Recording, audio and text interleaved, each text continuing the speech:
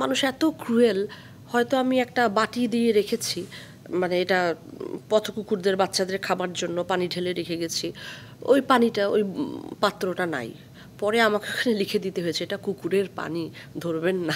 করোনার সময় একদিন আমি সবাই তো আমরা বাসায় ছিলাম, বাইরে কাজ ছিল না, আমি একদিন জানালা দিয়ে তাকিয়ে দেখি পুরো রাস্তা খালি, কেউ কোথাও নেই, শুধু একটি মেয়ে কিছু কুকুরকে খাওয়াচ্ছে। আমি তাকিয়ে তাকিয়ে দেখছিলাম, হঠাৎ করে যখন ওড়নাটা একটু উড়ে গেল, আমি দেখলাম সেটি জয়া আহসান।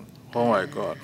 তারপর আমি যখন উপর থেকে নেমে আমি আপনার সামনে গেলাম, আমি দেখছি যে আপনি বিভিন্ন কুকুরকে খাওয়াচ্ছেন এবং আপনি অনেক খাবার নিয়ে এসেছেন নিজেই রান্না করে, এবং আপনি বলছিলেন যে আপনি রিক্সা করে, আপনার একজন হেল্পিং হ্যান্ড ছিল সাথে, তাকে নিয়ে আপনি পুরো হাতির ঝিল সব জায়গায় আপনি তাদেরকে খাওয়াবেন।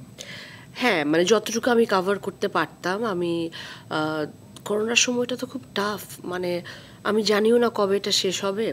অর্থ তো আসলে আর্থিকভাবেও সবাই তখন খুবই একটা নিরাপত্তাহীনতায় ছিল। তারপরে মাংস পাওয়া যেত না, খাবার নিজেরা স্টক করে রাখতাম, সেখান থেকে সারমেয়দের জন্য খাবার তৈরি করেও আমি প্রতিদিন নিজ হাতেই রান্না করতাম। মাংস খাওয়াতে পারতাম না সব সময়। তো আমি তখন যারা ভালোবাসে তাদেরকে একটু নক দিতাম, ভাই আমাকে একটু মাংস বা এই মুরগির ডানা পা এগুলো একটু জোগাড় করে দাও, ওগুলো দিয়ে একটু হলুদ দিয়ে একটা বড় হাঁড়িতে চড়াতাম সকাল থেকে। খবরের কাগজ নিয়ে বাচ্চাদেরকে দিতাম গিয়ে। সবসময় পেরেছি তা না, বাট আমি যতদিন পেরেছি এটা করেছি। রমজানের সময়ও যেমন আমি মাঝে মাঝে এটা করি, কারণ তখন ওদের সমস্ত দোকানপাট বন্ধ থাকে, ওরা ড্রেন থেকে তখন পানিটাও খেতে পারে না।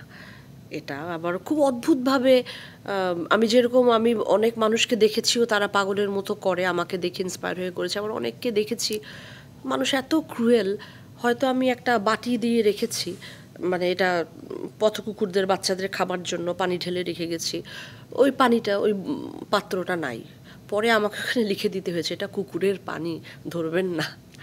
তারপর হয়তো তারা ওটা নেয়নি।